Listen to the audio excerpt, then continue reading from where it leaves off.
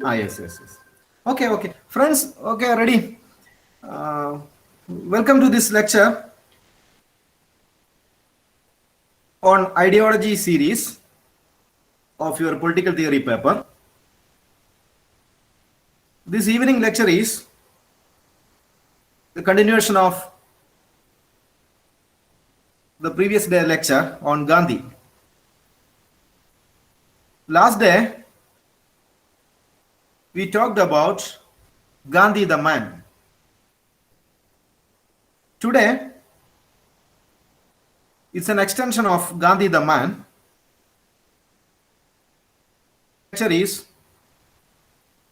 Gandhism, theory versus praxis.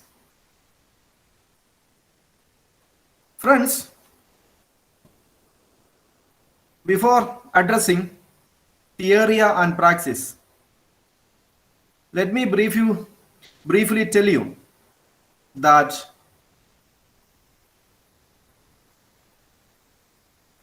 what is, after all, Gandhism. So what is Gandhism? We can say that Gandhism is the ideas of Gandhi. It is the ideas of Gandhi. And it is the ideas of Gandhi collected through Gandhi's writings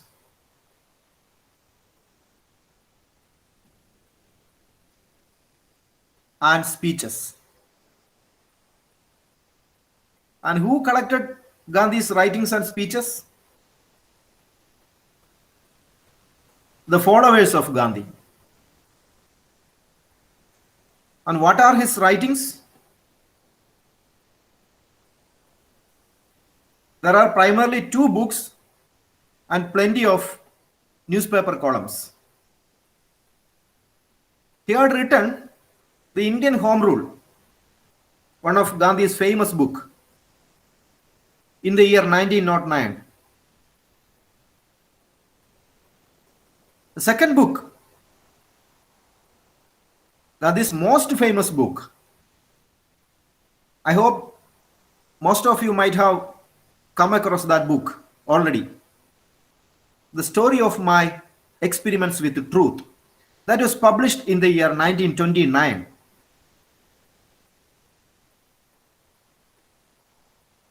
And Gandhi had published three newspapers: Indian Opinion, published between 1903 and 1915. Second newspaper, Young India,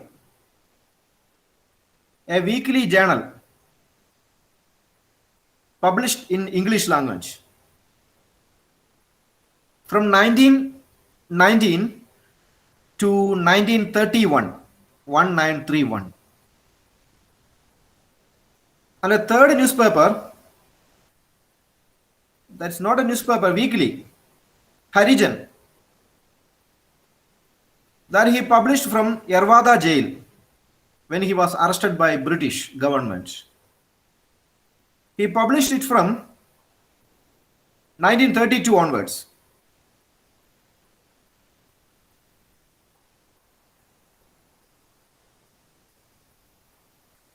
And friends,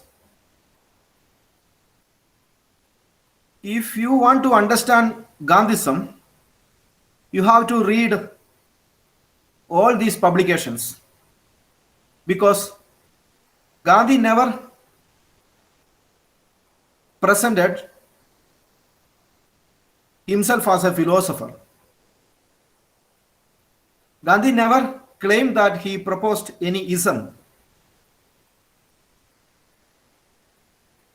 But it was his followers who tried to collect, codify, prepare Gandhi's ideas, spread across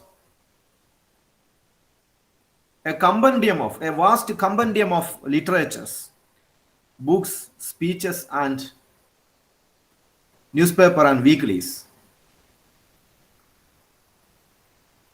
So friends, as I told you, Gandhi did not preach any ism, and Gandhi wasn't a man of ism. Gandhi never claimed he was a philosopher.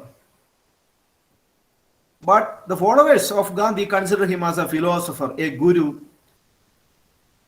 a savior, a messiah of millions of destitutes.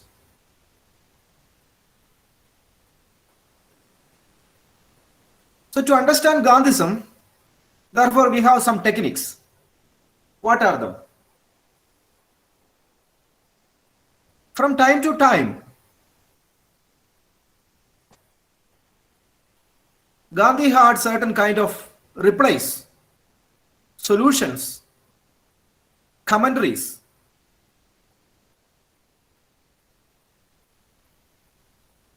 About the issues which he had confronted. And while confronting such issues, Gandhi himself had his own solutions. Gandhi didn't propose any ideas as such. Gandhi didn't philosophize issues. Rather, Gandhi tried to bring solutions to problems. So we can collate or pick up these Gandhian solutions, or what may be called principles, put together. You can say that, yeah, it is Gandhism. That way, we say that it is Gandhism, but it is, people disagree that Gandhi proposed, any ism, or people never agree that idea that Gandhi proposed ism. And Gandhi didn't propose any systematic philosophical propositions, say Aristotle or Plato or George Wilhelm Friedrich Hegel or Immanuel Kant.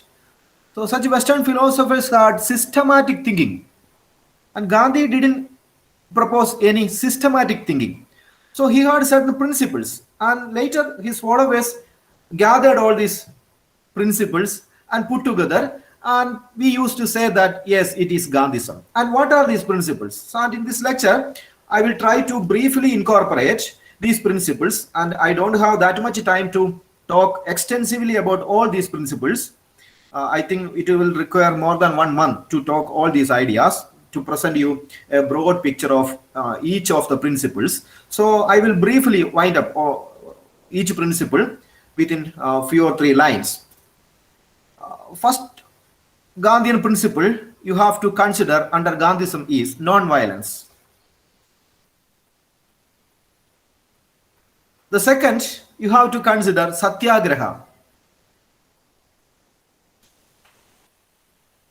Third, you have to consider Swaraj, S-W-A-R-A-J, Swaraj. A fourth principle, you have to consider Sarvodaya. The next one, trusteeship. Next one, Ramarajya. And friends, if you put together all these principles, right from non-violence or ahimsa, satyagraha, Swaraj, Sarvodaya, trusteeship, Ramarajya, put together, we will say that it is Gandhism. But writers often disagree that it is not Gandhism, and Gandhism is not an ism. It's a different matter of consideration. We are not going to talk about that issue. We don't have that much time, and not only that doesn't fall under the scope of our lecture. We are just going to be familiar with Gandhism and Gandhian principles. So friends, Having said that, let us understand what is non-violence. And friends, non-violence is a Gandhian technique. Practical solutions to some problems. Gandhi developed this idea in South Africa. We have discussed it in the last lecture. Gandhi developed this idea from Hindu philosophy, Buddhist philosophy, Jain philosophy, Jewish and Christian philosophies.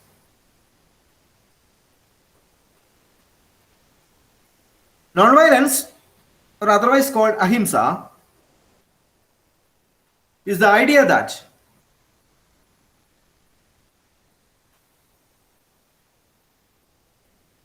you have to practice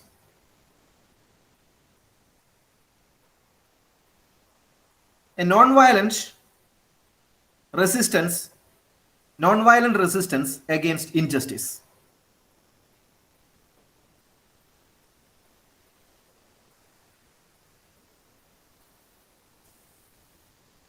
Gandhi believed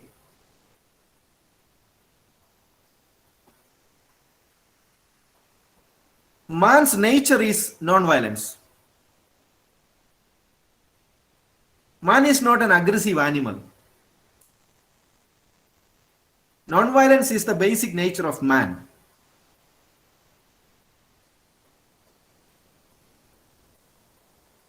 Man as an animal is violent. Man as an animal is violent. But in spirit, he is non-violent.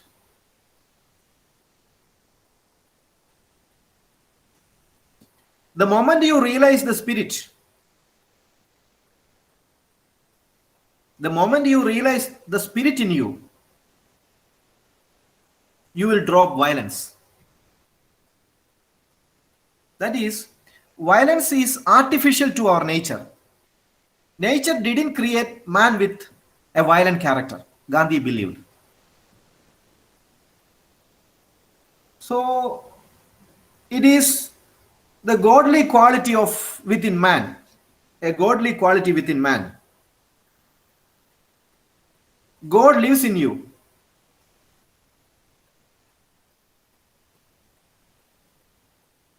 And God and love are same.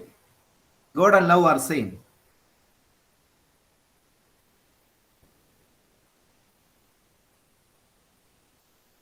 And Gandhi argued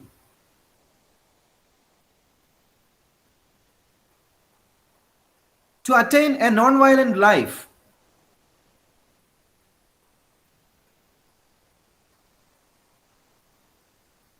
you have to bear up self-suffering. To attain a non-violent life, you have to bear up self-suffering. That you inflict pain in you.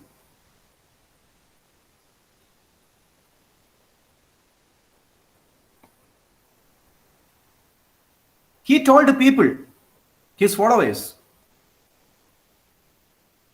you renounce everything that you possess.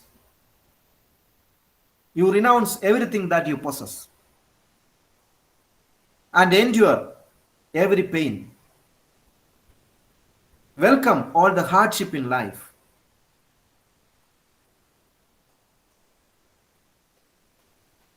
So once you willingly accept pain and hardship, friends, non-violence will become the weapon of the strong.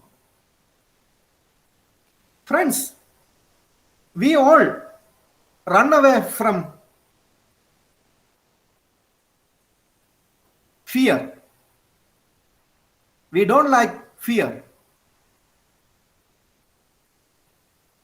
But what if you are ready to accept the fact that I am going to face struggle, going to pain myself?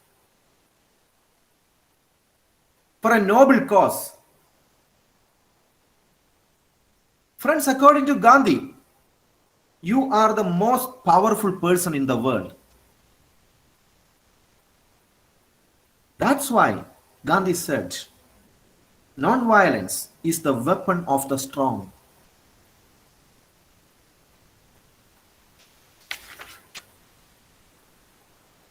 So it is the fostering of spiritual power. It is the fostering of spiritual power. You have to illuminate the darker corner of your mind. You have to prompt yourself to fight against injustices, oppression, and tyranny. And Gandhi argued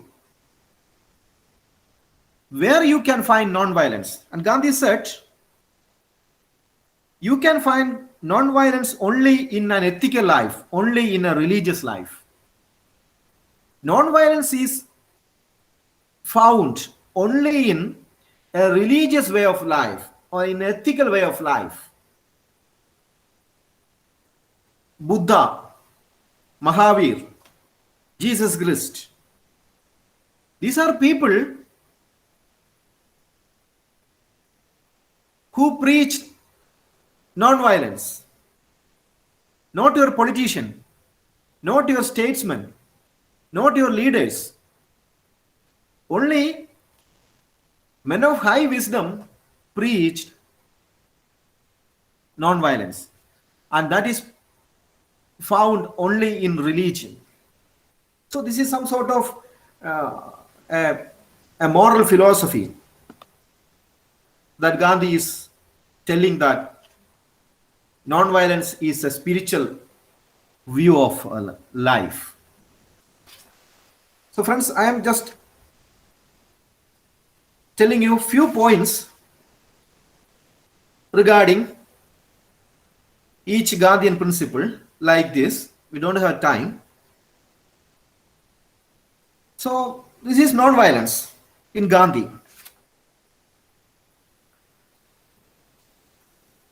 Let us understand what is Satyagraha in Gandhi. Only few points I am telling you. We know no time. And Gandhi says Satyagraha is deference to truth. Deference to truth. D-E-F-E-R-E-N-C. Deference to truth. It means you have to find out truth, justice, only through a non-violent way. You see, you have a noble cause, a noble end. You have a beautiful end. But your way to that end is bad. Gandhi says, it is not the right way to do things. Why? Because to reach a good destination, a person should also follow a right path. You are killing so many people and establishing peace. It is not the right thing. Killing people and establishing peace. No. That is not the way a Satyagrahi should live. You should reach your destination through non-violence. Gandhi himself says, in English, Satyagraha is referred to as passive resistance. Passive resistance, according to Gandhi, doesn't mean that you have to go and sleep. But it is proactive. It is proactive. So passive resistance is a method of securing rights, a method of securing rights by personal sufferings.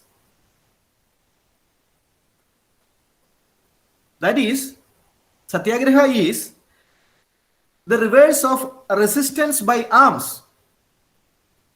You are inflicting pain in yourself. Thereby you are attaining truth. That is, Satyagraha literally means truthful action. Truthful action.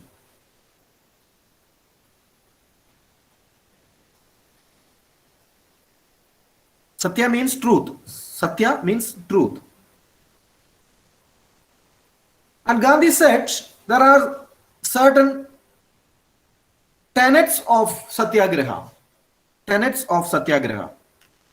Let us understand what are the tenets of Satyagraha. Gandhi says,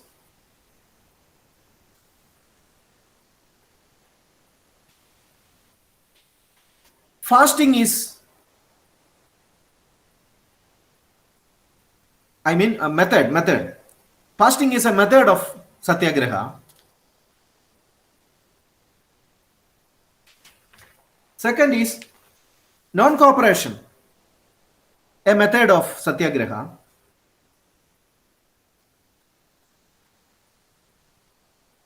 Civil disobedience, a third method of Satyagraha. Strike or hartal, and another method of a Satyagraha. That is, strike, civil disobedience, non-cooperation, and fasting. And Gandhi advised followers, you may use fasting as a last method. And friends, I am not going to explain what is fasting or non-cooperation, civil disobedience, or strike because we don't have time. You may go to Google and find out the explanation on your own. Is that okay, friends? Will you find it? Yes, sir. Okay, sir. Ready? Yes, You will try to find it. Okay. I'm just giving you a framework how to approach Gandhism. And what are the basic tenets of Gandhism? Tenets. Gandhi says, Satyagraha is an appeal to morality, not to pleasure. Pleasure is sensory, that humans are more fond of sensory things. We want to satisfy our senses. Nobody wanted to appeal to their moral or spiritual sense. And Gandhi says, only a Satyagrahi will appeal to morality. A Satyagrahi will never appeal to his pleasure, to his, to the satisfaction of his senses.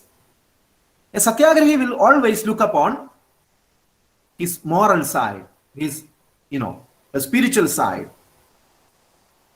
Therefore, Gandhi says, Satyagraha is a positive concept. When you satisfy your needs, your physical needs, your sensory satisfaction, that means it's a negative conception of life. Rather, if you satisfy your moral needs, it's a positive concept. Because Gandhi believes that man as an animal is violent. As I told you, man as an animal is violent. But there is a spirit in you. There is a spirit, a spiritual side in man. Not all the people are able to find it. But the moment you are able to find that spiritual side in you, you will become a godlike thing. Then you cannot remain violent. Then you become non-violent. But so long as you live as an animal, just like any other animal, you are violent because you are only looking at yourself. But the moment you realize the spiritual side in you, friends, all of you will become non-violent human beings.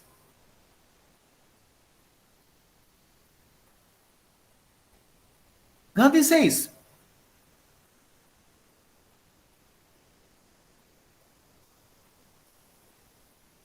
all conflicts all conflicts in human relationship,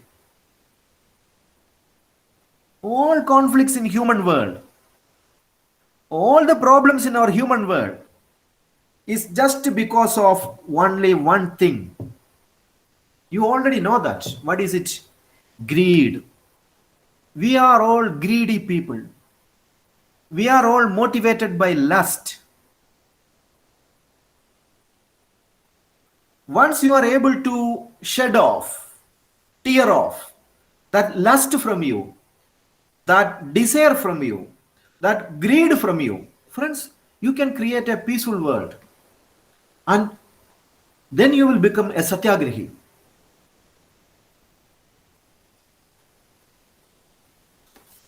So this is the philosophical dimensions of satyagraha, but we don't have time to talk about all these things, friends.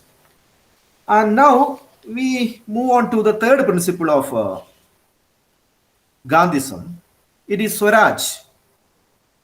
So far we have discussed non-violence, second Satyagraha, third Swaraj. And within Satyagraha there are so many principles. I told you: fasting, non-cooperation, civil disobedience, strike. And third principle we would talk is Swaraj. What is Swaraj?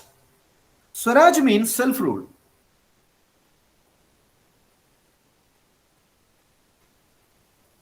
And you have to practice self-rule at 3 levels. In your life, you have to practice self-rule at 3 levels.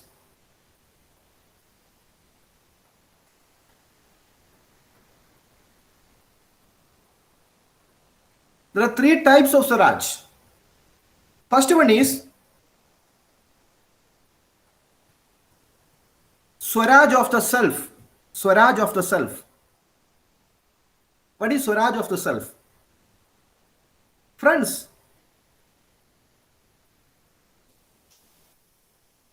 you have to self-control. You have to self-control. You have to tame your bodies. You have to tame your desire. You have to self-control your ego. You teach lessons to your greed aspect of life and tame it. Gandhi says, then you will attain individual Swaraj, that you got mastery over your own body. You are able to control yourself. Second, Swaraj is self-rule. What is self-rule? That you have a right to rule your own country. That Gandhi said, India need freedom from British rule. That is Swaraj in the level of a country. So individual Swaraj, freedom of a country, second. And third Swaraj is grain Swaraj, Grain, grain Swaraj, or village, freedom of the village. That a community should be self-reliant. A community should be self-reliant. So you have to first attain individual Swaraj. Second, you have to attain village Swaraj or grain Swaraj. And third, you have to attain independence to the country where you live. So when you attain independence, Gandhi doesn't mean that you have to attain independence from a foreign country alone. That, it's a very broad concept. That is, the food you eat are prepared by the person who eat it. That means Swaraj. The cloth you wear is made by yourself, is Swaraj.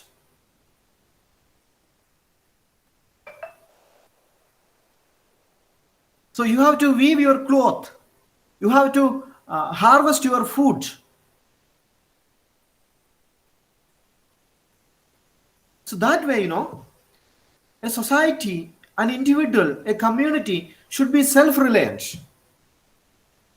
That is the idea of, Swaraj.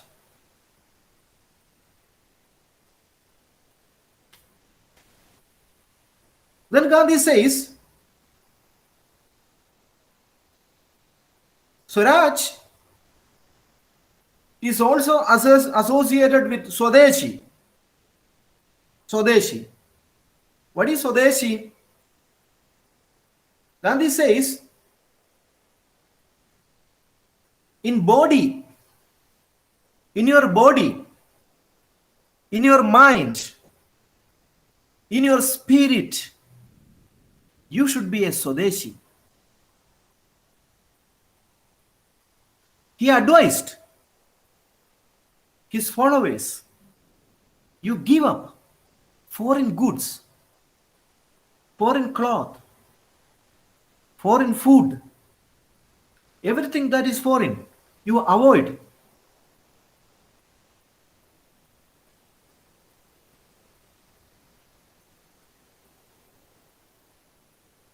So in Gandhi's own words, Swadeshi teaches us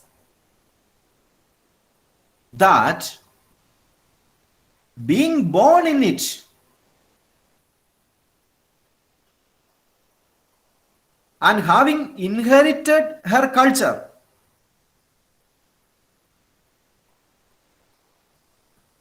I am the fittest to serve her, and she has a prior claim to my service. That he is talking about his mother country. I am born in my mother country, and I am born in it, and I have inherited the culture of my mother country, and I should be the fittest person to serve my country.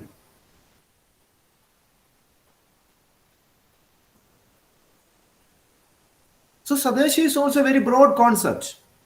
It's closely associated with Swaraj.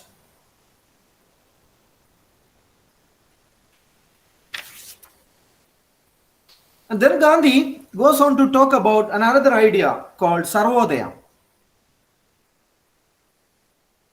So Sarvodaya is a Gandhian idea of socialism.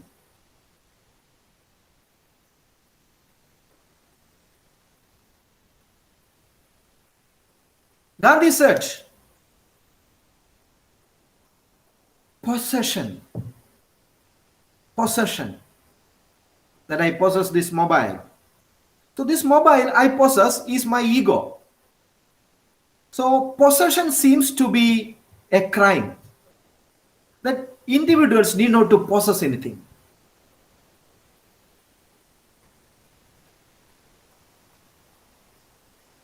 When you are able to possess things,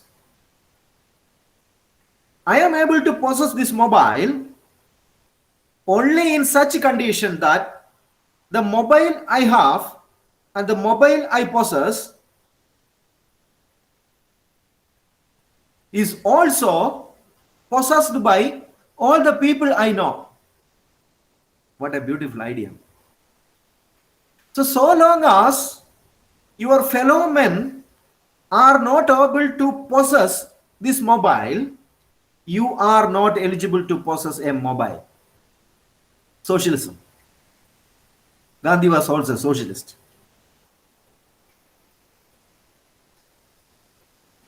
So Gandhi was saying that private property in excess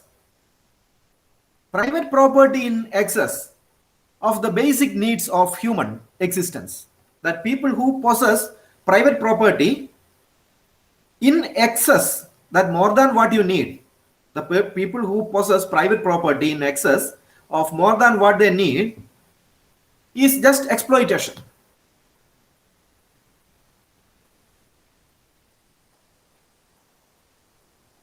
But friends, Gandhi was not a Marxist. but his ideas sound Marxist.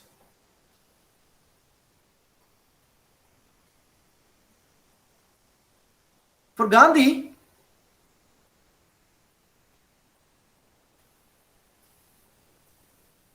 socialism was not limited by class constraints or class struggle. Socialism is, for the Marxists, socialism is class struggle. But for Gandhi, socialism is not, limited to class struggle alone. Of course, Gandhi believed in a classless society.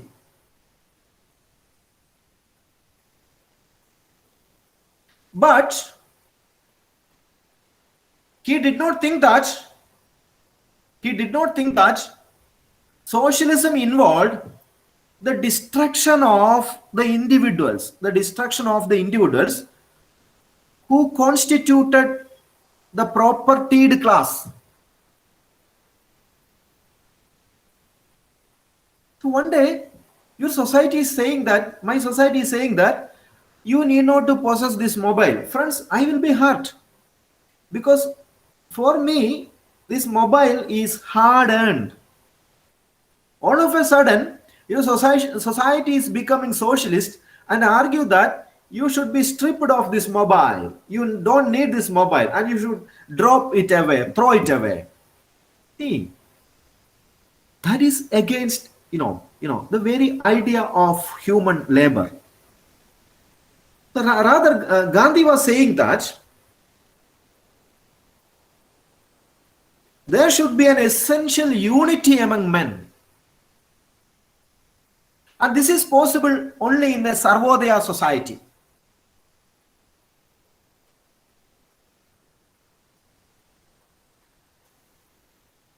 So for Gandhi, a society of equals is not like a socialism or not like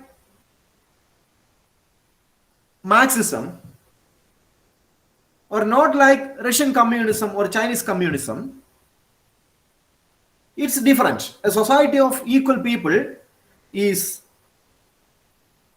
Sarvodaya, the essential unity of man. A classless society based on the destruction of class,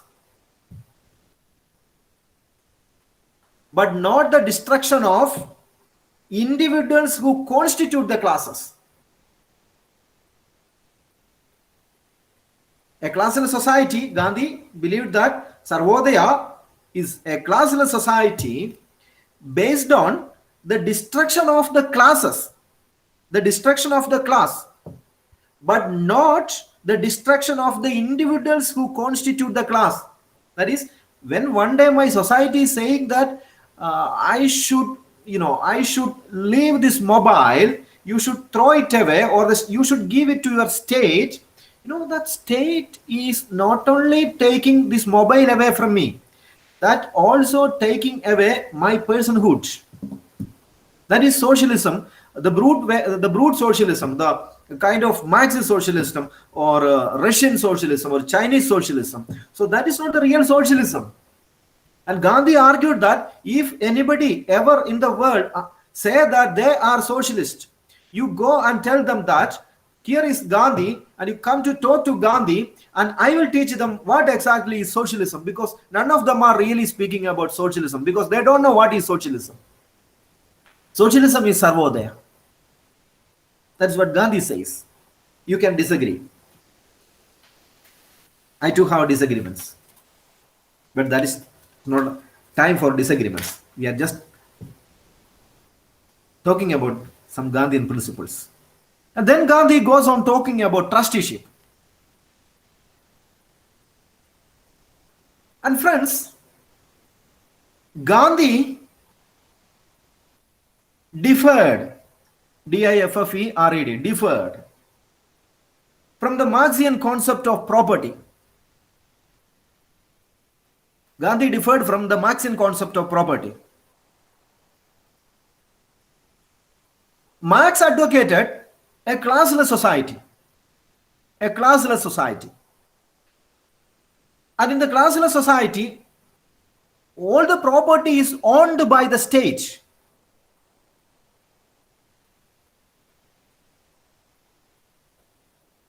That is, my mobile is taken away by the state, and the state will reallocate the mobile to the most needy people.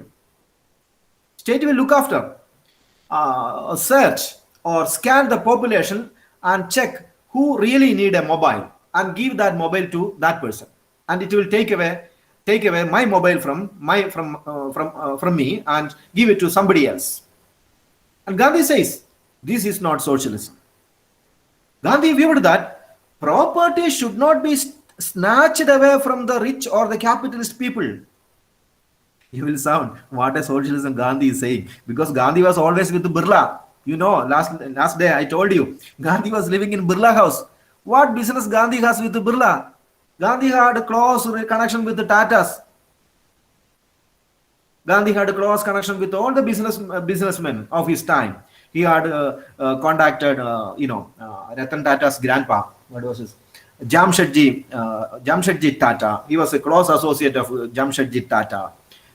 He was a close associate of Birla. So you will sound strange. What type of socialism, Gandhi is saying? See here, you will see Gandhi's trusteeship idea is a little bit contradicting. So he's saying that, state should not snatch away from the rich or the capitalist people. Rather, they should consider themselves as trustees of the property. That, the rich people or the capitalist people should themselves act as a trustee of the property that they have, so that this will bring a lasting benefit to the whole society. This is what Gandhi says. So, by proposing the theory of trusteeship, Gandhi tried to bridge the gap between the rich and the poor. But how to bridge the gap between rich and poor? It is not like the Marxists would do, the Chinese would do, the Russians, the Leninists would do, or the Cubans would do. Rather, you have to consider your capitalist and the propertied classes as the trustees of the property that they possess. What type of socialism it is, we don't know. But Gandhi is saying that. Thereby you can bridge the gap between rich and the poor. He envisaged that food, cloth and shelter are the basic needs of man. Food, cloth and shelter. We can live even without cloth and shelter, but we can't live without food, right? But Gandhi was saying that food, cloth and shelter are the basic needs of the human beings. So the excess wealth or the property of the rich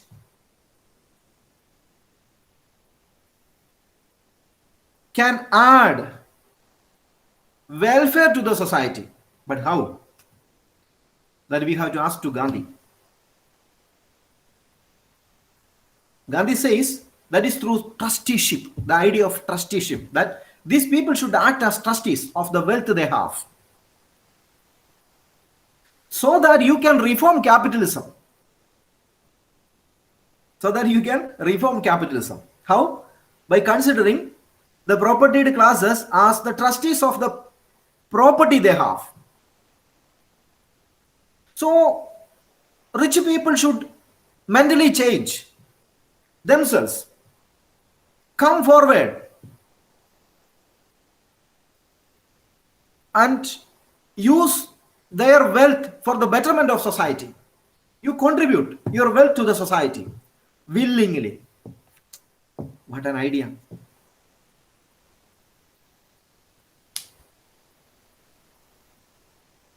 So this is the idea of trusteeship. And friends, then Gandhi proposes the most controversial and most disputed ideas of Gandhi. which some of you may know already, Rama Rajya or the Gandhian stage. So friends, Gandhi was a critic of Western democracy. Gandhi was a critic of modern medicine. Gandhi was a critic of modern technology. He was a critic of modern transportation. Everything modern, he was critic. He never believed anything modern.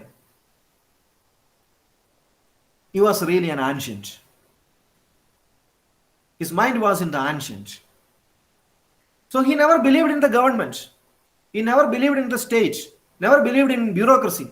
Never believed in party. Never believed in democracy. Never believed in rulers. So he was a fierce critic of Western democracy and Western state.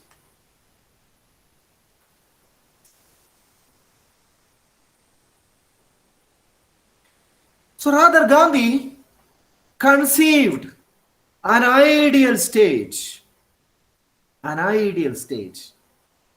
where selfless individual self-rule,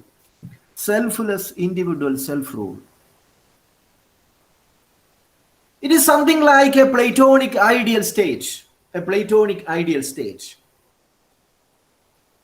and he dismissed liberal democracy.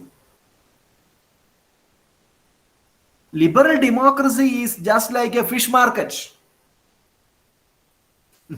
Gandhi is saying that liberal democracy is a fish market where people are telling that, people compete for their own self-interest, selling fish.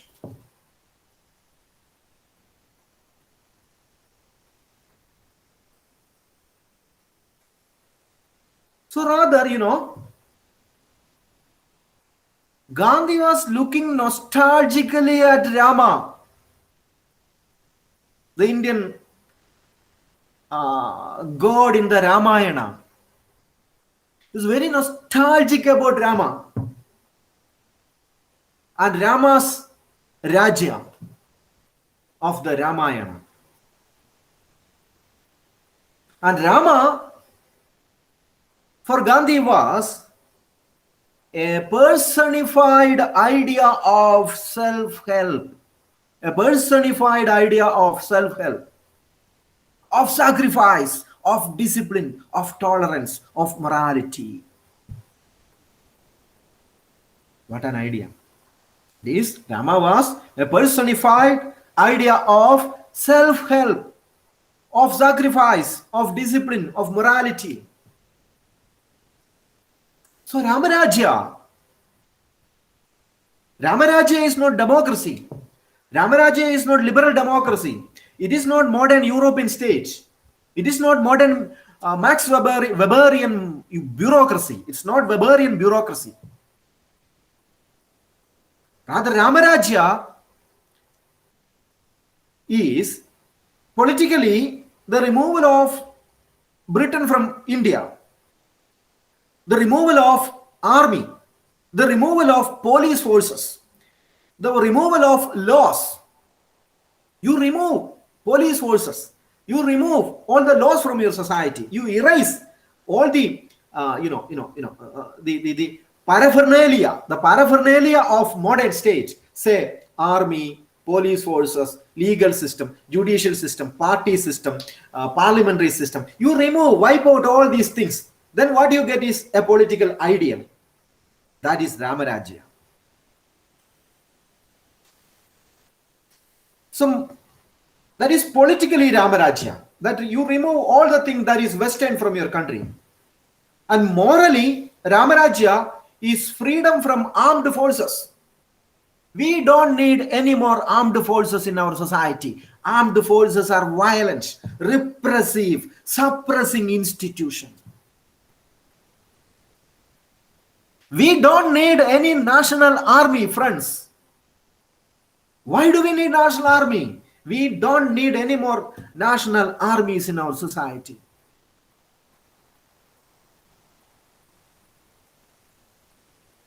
He said, in the Ramarajya, The humblest must feel equal to the tallest. The humblest must feel equal to the tallest.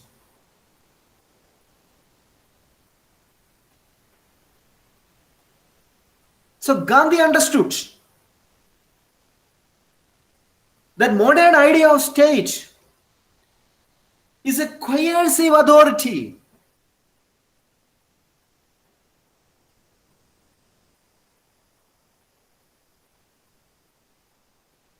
So Gandhi said, a state should be a non-violent entity.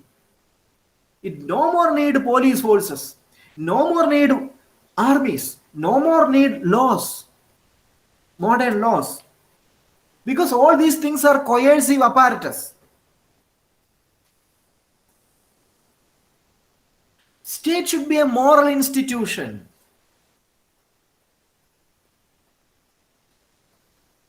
Because modern state is very powerful than the ancient and medieval state.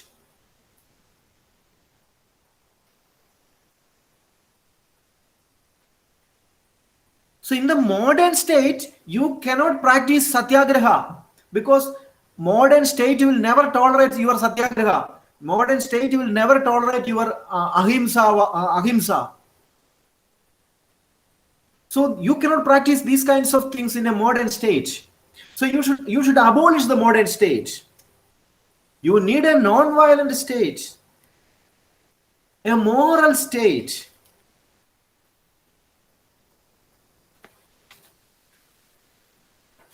So he recognized that a government in power, of course, cannot rule without legislation. A government needs legislation, of course, government needs legislation. But legislation should not be on the basis of coercion. Legislation should not be on the basis of coercion. For Gandhi, political power was not the end of, politics. Power is not the end of politics. Rather, politics is a means for a better life. You fill empty stomachs. You clothe the unclothed. Give voice to the unvoiced. Reach the unreached. Give food to those who have no food. Give shelter to those who have no shelter. That is politics. Politics is service. Politics is a moral act. It's not, brute struggle for power. That is not politics. So politics should be based on ahimsa. So friends, by proposing this type of an argument, Gandhi was often labeled as an anarchist, a philosophical anarchist like Leo Tolstoy or Henry Thoreau. So that, he found state as an evil, modern state as an evil, and, state is an illegitimate institution. So Gandhi abolished the idea of state. So he was, of course, influenced by Count Leo Tolstoy, who was also a philosophical anarchist. He was also influenced by Henry Thoreau. So these people were all, anarchists. At the end of the day, Gandhi also became an anarchist, that he never believed in modern state, modern democracy, modern parliament, modern constitution, modern laws, modern bureaucracy, modern army, modern police. Nothing he believed. So his mind was in the ancient world. So friends, that is what I want to tell you all about, Gandhism. Now the floor is open for discussion. I just, confine this lecture only to few points, friends. We don't have time. We have to move on to other topics. Friends, now the floor is open for discussion. You can have questions.